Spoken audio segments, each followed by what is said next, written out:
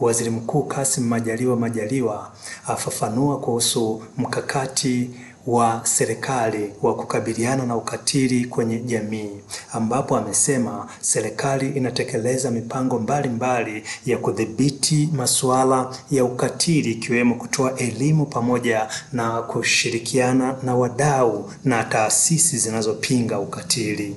Waziri Mkuu ametoa ufafanuzi huo leo Aprili 24, 2025 bungeni Dodoma, wakati akijibu maswali ya papo kwa papo, ambapo hili lilikuwa la mbunge wa viti maalum Stella Simon Fiao aliyetaka kujua ni upi mkakati wa serikali wa kukabiliana na vitendo vya ukatili.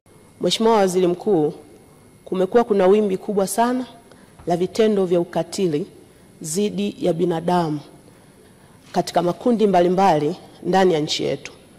Nataka kujua ni upi mkakati wa serikali kuandaa vitengo maalum kwenye mashule, vioni, ngazi za jamii, maofisini na katika maeneo mbalimbali ili kusaidia kukabiliana na changamoto za vitendo vya kikatili zinapokuwa zinatokea katika maeneo hayo.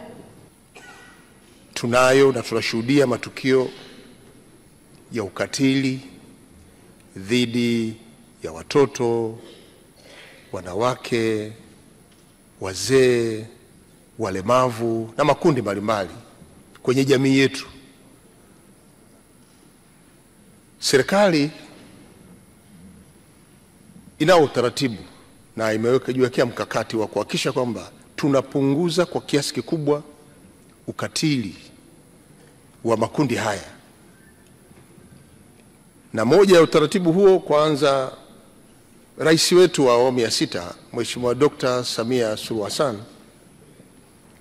ameunda wizara maalum inayosimamia jamii na kuhakikisha kwamba inasimamia kupunguza na kuondoa au kumaliza kabisa ukatili juu ya makundi mbalimbali. Wizara hiyo ni maendeleo ya jamii, jinsia, watoto, wanawake na makundi maalum. Wizara hii imeweka mifumo ya kisheria inayomlinda kila mmoja ndani ya nchi na kumlinda dhidi ya ukatili wa aina yote ile kwa jamii. Kupitia sheria hizi zimeshirikisha pia wadau na jamii kwenye maeneo yetu, kwamba kila mmoja anatakiwa kuwa mlinzi wa kuhakikisha kwamba matendo yote ya ukatili yanayofanywa dhidi ya yeyote kwenye makundi haya ambayo yametajwa, tunayachukulia hatua dhidi ya wale wote wanaotenda matendo haya. Na tumeandaa utaratibu mzuri wa kuandaa madawati.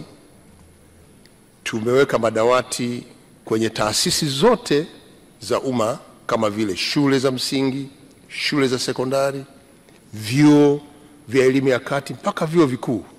Tunayo madawati maalum ambayo yanatoa fursa ya yeyote anayetendewa ukatili kwenda kutoa taarifa, na pindi anapotoa taarifa hatua kali zinachukuliwa. Lakini tumepanua wigo pia hata kwenye taasisi zinazotoa huduma za kiulinzi kama vile jeshi la polisi, jeshi la magereza, nako pia tumeanzisha madawati maalum yanayomwezesha yeyote kutoa taarifa, kuhakikisha kuwa pale anapotendewa ukatili, basi kupitia zile sheria ambazo tumeziweka, yale madawati yanaweza kuchukua hatua kwa kumsaidia huyu ambaye ametendewa ukatili.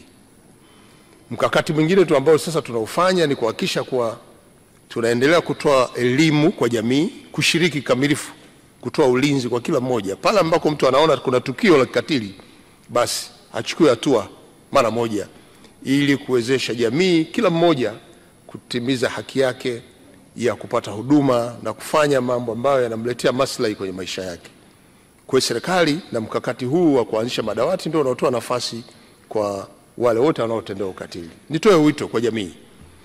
Matukio haya ambayo yanajitokeza baadhi ya maeneo yanaondoa haki ya msingi ya kibinadamu pale anapotendewa ukatili dhidi yake, na kwa kila mmoja awe mlinzi wa matendo haya popote katika jamii yetu, kuanzia ngazi ya vitongoji, vijiji na maeneo yote.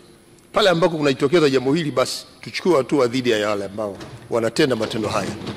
Kwa kushirikiana wote tunaweza tukapunguza kwa kiasi kikubwa na kukomesha ukatili dhidi ya wote ambao wanatenda matendo haya.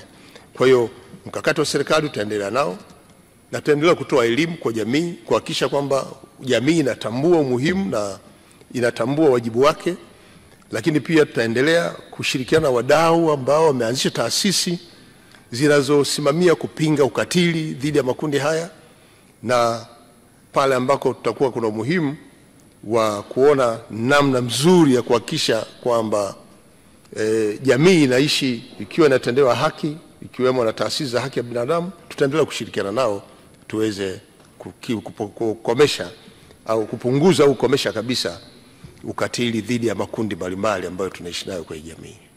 John Israel, Banda Media, Dodoma.